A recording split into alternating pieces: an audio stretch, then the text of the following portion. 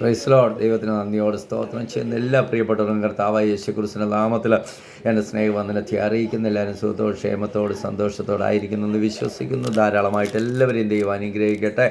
ഒരു വാക്യം ഇന്നത്തെ ചിന്തയ്ക്കായിട്ട് വായിപ്പാൻ ഞാൻ ആഗ്രഹിക്കുന്നു. മത്തായി സുവിശേഷം 8-ാം അധ്യായം അതിൻ്റെ 1 മുതലുള്ളതായ വാക്യങ്ങൾ. അവൻ മലയിൽ നിന്ന് ഇറങ്ങി വന്നാറെ വളരെ പുരുഷാരം അവനെ പിന്തുടർന്നു.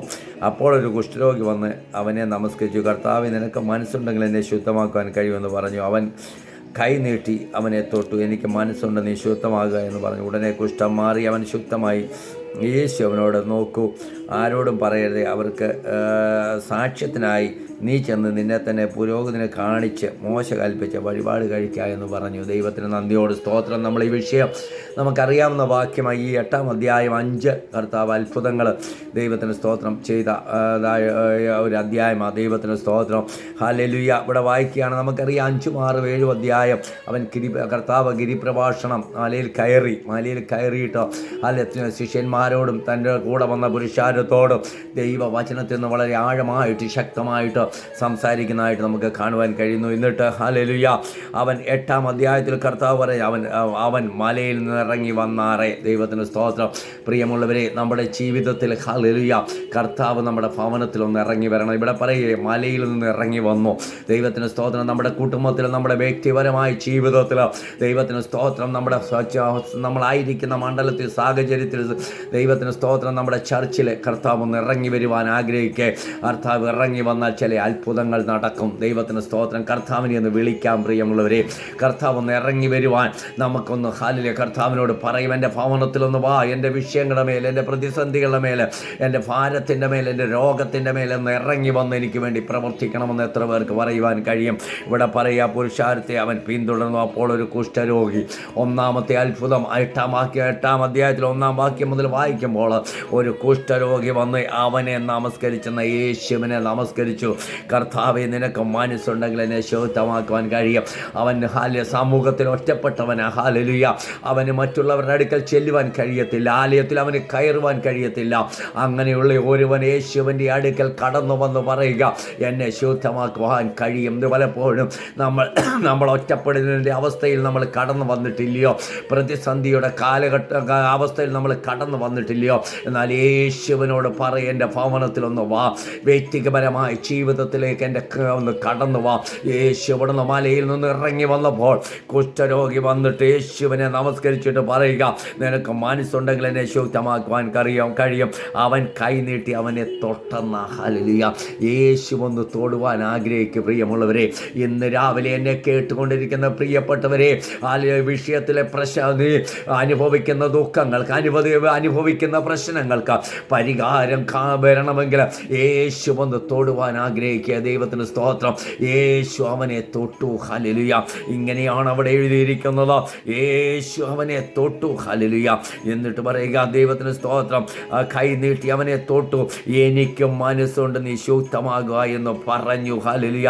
അവൻ എന്താ പറഞ്ഞ്? നിനക്ക് മനസ്സുണ്ടെങ്കിൽ. യേശു പറയും, എനിക്ക് മനസ്സുണ്ട്. ഹല്ലേലൂയ. മനസ്സുള്ളവരെ വെടിവിപ്പാൻ നമ്മുടെ കർത്താവ് ശക്തന. ഹല്ലേലൂയ. വിഷയത്തിന് മേൽ, പ്രതിസന്ധികളുടെ മേൽ, ഭാരത്തിൻ്റെ മേൽ ആയിരിക്കുന്ന പ്രിയപ്പെട്ടവരെ, യേശു ഒന്ന് കടന്നു വരുവാൻ ആഗ്രഹിക്കുക. യേശു കടന്നു വന്നൊന്ന് തൊട്ടാൽ, ഇവിടെ പറയും, യേശു തൊട്ടു. യേശു ഒന്ന് തൊടുവാൻ ആഗ്രഹിക്കുക. വിടുതല. ദൈവത്തിന് സ്തോത്രം. സൗഖ്യമാ. എന്നിട്ട് പറയും, നീ ശുദ്ധമാകുക എന്ന് പറഞ്ഞു. ഉടനെ കുഷ്ഠം മാറിയുന്ന അവൻ ശുദ്ധമായി. യേശു അവനോട്, നോക്കൂ, ആരോടും പറയരുത്, അവർക്ക് സാക്ഷ്യത്തിന് നീ ചെന്ന് നിന്നെ തന്നെ പുരോഹിതന് കാണിക്കാൻ. അവന് ആലയത്തിൽ കടക്കുവാൻ കഴിയത്തില്ല. അവൻ ദൈവത്തിന് സ്തോത്രം. അതുകൊണ്ടാണ് പറഞ്ഞ്, ആദ്യം നീ എവിടെ ചെല്ലണം? ആലയത്തിൽ കടന്നു എന്നിട്ട് പുരോഹിതനെ നിന്നെ തന്നെ കാണിക്കുക. ഹല്ലേലൂയ. ഇന്ന് പകൽക്കാലം രാവിലെ സമയം എന്നെ കേട്ടുകൊണ്ടിരിക്കുന്ന പ്രിയപ്പെട്ടവരെ, വിഷയത്തിൻ്റെ മേൽ, പ്രതിസന്ധികളുടെ മേൽ, കഷ്ടതയുടെ മേൽ, വേദനയുടെ മേൽ ആയിരിക്കുന്നുവെങ്കിൽ യേശുവിനെ ഒന്ന് വിളിക്കേ. ഹല്ലേലൂയ. യേശു ഒന്ന് കടന്നു വരുവാൻ ആഗ്രഹിക്കേ. ഭവനത്തിൽ, വ്യക്തി ജീവിതങ്ങളുടെ മേൽ, ഹല്ലേലൂയ, യേശു ഒന്ന് കടന്നു വരുവാൻ ആഗ്രഹിച്ചു കഴിഞ്ഞാൽ, യേശു ഒന്ന് തൊടുവാൻ ആഗ്രഹിച്ചാൽ വിഷയ ഹല്ലേലൂയ പരിഹാരം. അതിന് രോഗത്തിന് സൗഖ്യമാണ്. ഹല്ലേലൂയ. പൂർണ്ണമായിട്ട് വിശ്വം നമുക്കറിയാം. യേശു അതിനുശേഷം നമുക്കറിയാം, പിന്നെ നമ്മൾ മുന്നോട്ട് വായിക്കുമ്പോൾ ശതാധിപൻ്റെ കാര്യം കാണുന്നു. അവിടെ ഹല്ലേലൂയ യേശുവിനോട് അടുക്കൽ കപ്രമനൂലെത്തിയപ്പോൾ ഒരു ശതാധിപൻ യേശുവിൻ്റെ അടുക്കൽ വന്നു. തൻ്റെ ബാല്യക്കാരൻ പക്ഷവാതം പിടിച്ച് കിടക്കുന്നു. നീ എൻ്റെ ഭവനത്തിൽ വീട്ടിൽ കിടക്കുന്നു എന്ന് അപേക്ഷിച്ചു.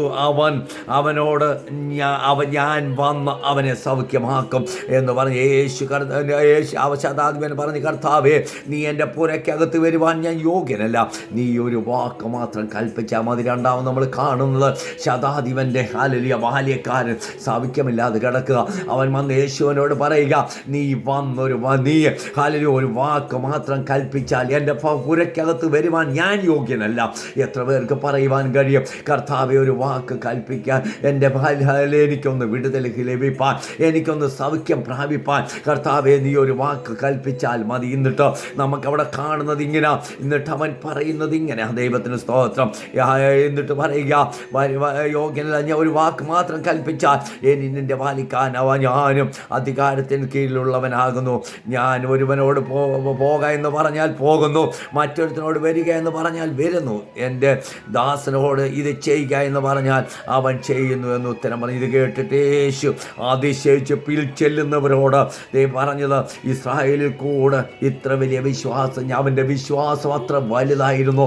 അവൻ്റെ വിശ്വാസത്തിൻ്റെ മുഖത്ത് യേശു പറയുക, ഹല്ലേലൂയ, നിങ്ങളോട് പറയുന്നു എന്ന് പറഞ്ഞിട്ട് യേശു അവനോട് പറയുന്നു ഇങ്ങനെ, ദൈവത്തിന് സ്തോത്രം, ഹല്ലേലൂയ. പിന്നെ യേശു ശതാധിപനോട്, പോക, നീ വിശ്വസിച്ചതുപോലെ നിനക്ക് ഭവിക്കട്ടെ. ദൈവത്തിന് സ്തോത്രം. ആ ക്ഷണത്തിൽ തന്നെ ഇങ്ങനെ എഴുതിയിരിക്കുന്ന നാഴികയിൽ തന്നെ അവൻ്റെ ബാല്യക്കാരന് സൗഖ്യം വന്നെന്ന രണ്ടാമത്തെ അത്ഭുതം. അവൻ മലയിൽ നിന്ന് ഇറങ്ങി വന്നിട്ട് ചെയ്തത്. മൂന്നാമത്തെ അത്ഭുതം, അവൻ പത്രോസിൻ്റെ ഭവനത്തിൽ ചെന്നിട്ട് തൻ്റെ ഹല്ലേലൂയ അമ്മായിയമ്മ രോഗം പിടിച്ച് ജ്വരം പിടിച്ച് കിടന്നെന്ന ദൈവത്തിന് സ്തോത്രം. യേശു അവളെയും തൊട്ടു, കൈ തൊട്ടു, ഹല്ലേലൂയ, അവളെ സൗഖ്യമാക്കി. ജ്വരം പിടിച്ച് കിടന്ന ഹല്ലേലൂയ പത്രോസിൻ്റെ അമ്മായിയമ്മയ്ക്ക് സൗഖ്യം കൊടുത്തു. എന്നിട്ട് അവൾ എഴുന്നേറ്റ് അവന് ശുശ്രൂഷ ചെയ്തെന്ന്. അവൾ പിന്നെ ചുമ്മാതിരുന്നില്ല, യേശുവിനെ ശുശ്രൂഷിച്ചതായിട്ട് കാണുവാൻ കഴിയുന്നു. പിന്നെയും 2-3 അത്ഭുതങ്ങൾ അവിടെ കാണുവാൻ കഴിയുന്നു. അതിലേക്ക് ഞാൻ പോകുന്നില്ല പ്രിയമുള്ളവരെ.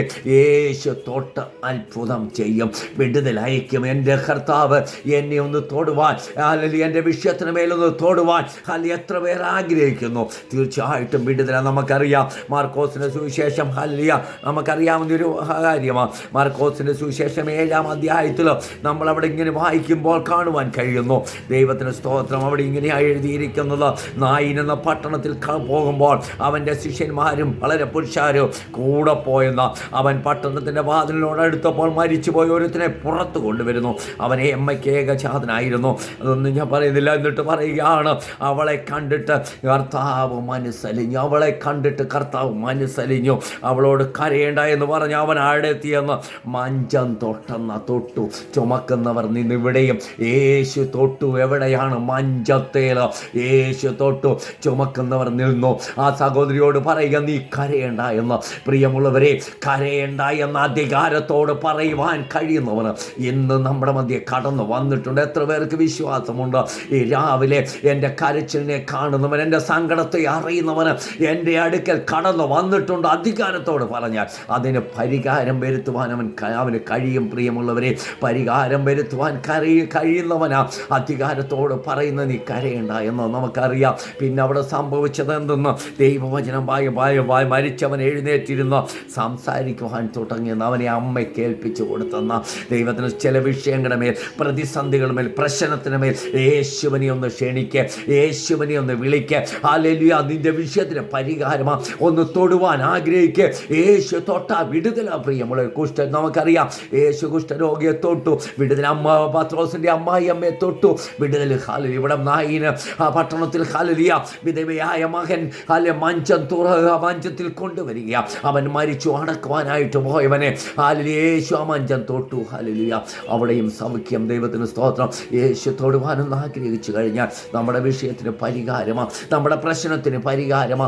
ഇന്ന് രാവിലെ എന്നെ കേട്ടുകൊണ്ടിരിക്കുന്ന പ്രിയപ്പെട്ടവരോട് എനിക്ക് പറയുവാനുള്ളത്, ഏത് വിഷയമായിരുന്നാലും ഹല്ലേലൂയ കർത്താവ് തൊടുവാനൊന്ന് ആഗ്രഹിച്ചാൽ ദൈവത്തിന് സ്തോത്രത്തിന് പരിഹാരം, വിടുതല. പ്രിയമുള്ളവരെ, നമ്മെ തന്നെ ഈ വചനത്തിന് മുമ്പാകെ ഒന്ന് ഏൽപ്പിച്ചു കൊടുക്കാം.